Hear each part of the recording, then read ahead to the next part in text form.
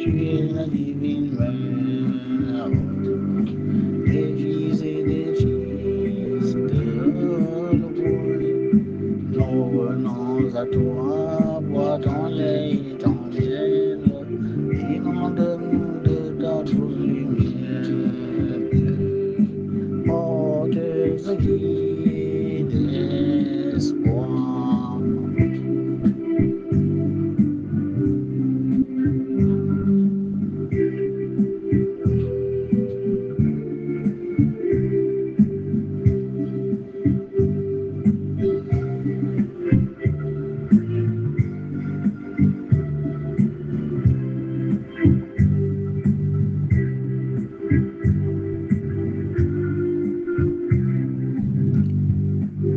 Oh, tu es un esprit du ciel, un esprit du ciel, reine devenue.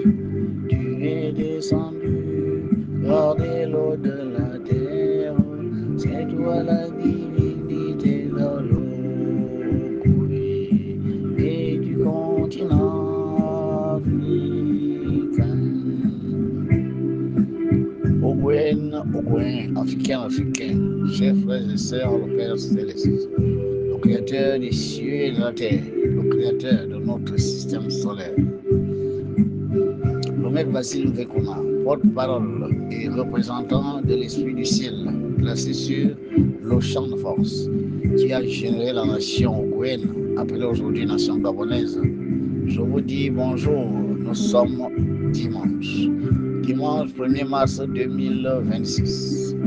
Je viens tout d'abord faire une interpellation au gouvernement de la République Ogouenne, République gabonaise, pour leur dire de ne pas se contenter de voir les enseignants dans les salles de classe, qu'ils veillent à ce que les enseignants fassent leur travail avec motivation, avec amour, avec satisfaction.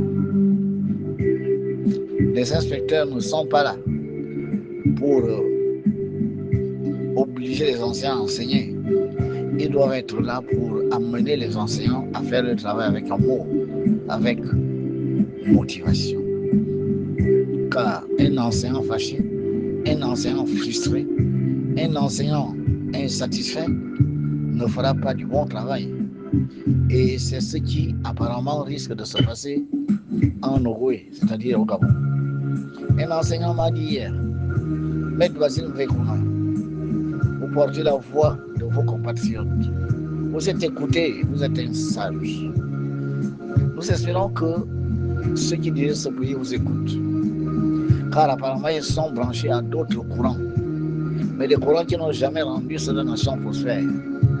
Enrichissant toujours un groupe d'individus. Des classes se sont formées autour du pouvoir.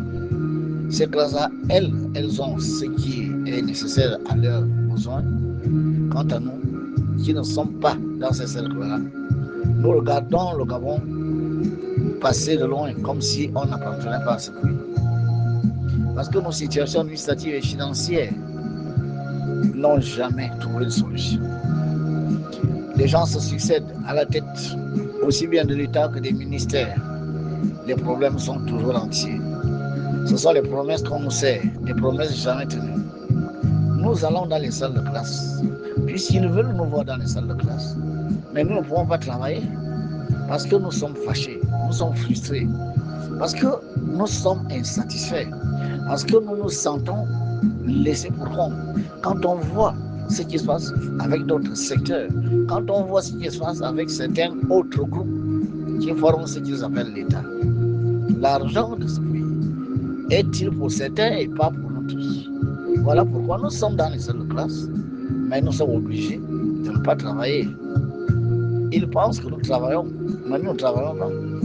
Nous passons le temps avec les élèves à les entretenir, à donner des exercices factices, tout simplement parce qu'il faut bien que nous soyons dans les salles de classe pour avoir notre salaire.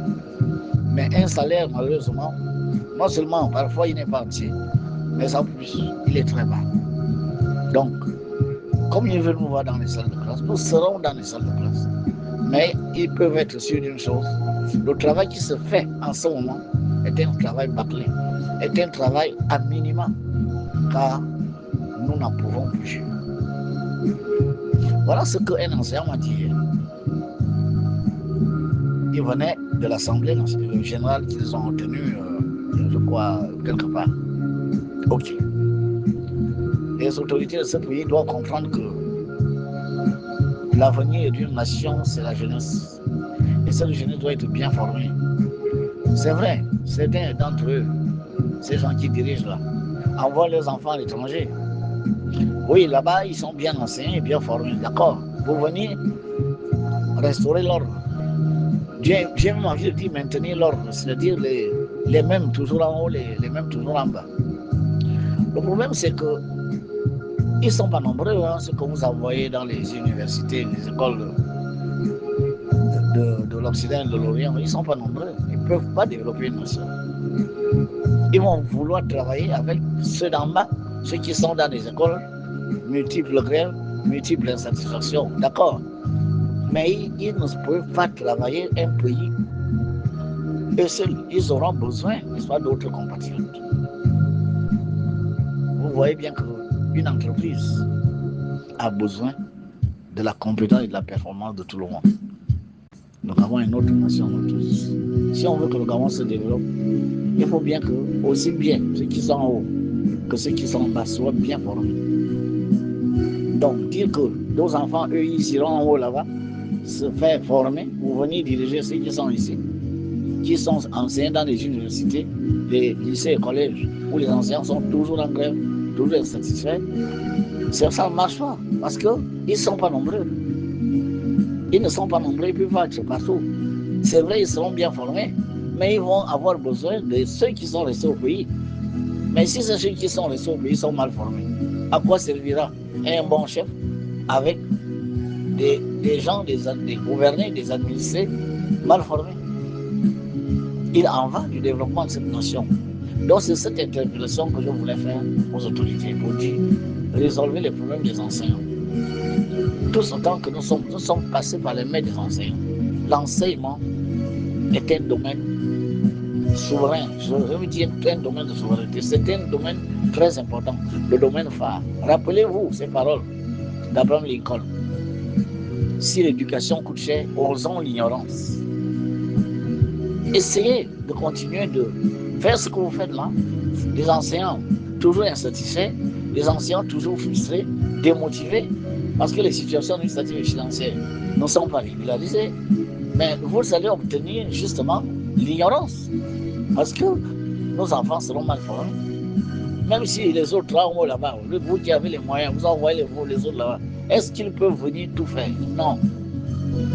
S'il vous plaît, ayez l'amour de la nation, ayez l'amour du peuple, ayez l'amour de ce pays que le Père Céleste vous a donné la responsabilité de gérer. Résolvez les problèmes des enseignants. On peut suivre certains projets pour résoudre d'abord les problèmes des enseignants. On peut suivre certains projets pour résoudre les problèmes des filles et fils de l'Ogboué qui sont créanciers de l'État. L'État doit payer les dettes. L'État doit payer les dettes. Ça doit être la priorité. C'est une priorité, payer les dettes. Chacun de nous a besoin d'argent. On travaille pour avoir un salaire. Les gens ont travaillé, se sont endettés. Certains sont tombés malades. Payés au 1/5.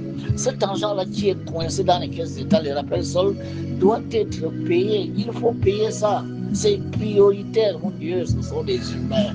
Eux aussi, ils ont besoin de cet argent. C'est une dette. L'État devrait même payer avec intérêt. On ne garde pas l'argent des gens pendant des années sans payer les intérêts. L'État doit être traîné devant les tribunaux parce que ces rappels soldes-là doivent être augmentés des intérêts. C'est de l'argent dû. C'est simplement parce que nous avons décidé d'être un pays pacifique. Mais n'abusons pas quand même. Les gens laissent l'argent dans les caisses de l'État. On promet. Quand on décide de payer, on paye un tiers, on paye un cinquième. Mais c'est l'argent que les gens ont travaillé. Travail égale salaire. L'État n'a pas le droit de séquestrer l'argent de ses agents. Soit disant qu'il n'y a pas d'argent dans les caisses. Mais pendant ce temps, on fait autre chose.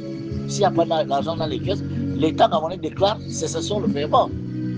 l'État gabonais déclare faillite, mais ce n'est pas le cas. On voit plutôt des projets qui poussent de ci, de là, pendant que ces projets prioritaires, que sont la régularisation des situations administratives et financières des agents publics, semblent être relégués au second plan.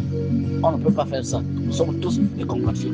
Nous sommes tous des pères, mères et fils de la même nation.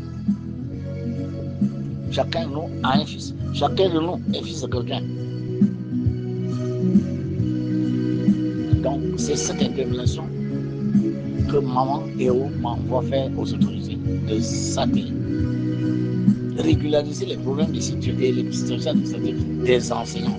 Car en ce moment, la formation qu'ils donnent à nos enfants est au rabais. Et cela ne peut pas continuer. On va faire semblant de faire des examens qui n'ont véritablement pas le niveau des examens. Et les gens vont avoir des diplômes qui ne feront pas des gens compétents, capables de prendre en main le développement de leur nation. S'il vous plaît, autorités de la République gabonaise, résolvez les problèmes des enseignants. Ils sont à la base de l'édification d'une nation. Ils sont à la base. Parce que s'ils forment mal, c'est le pays tout entier qui va en être impacté.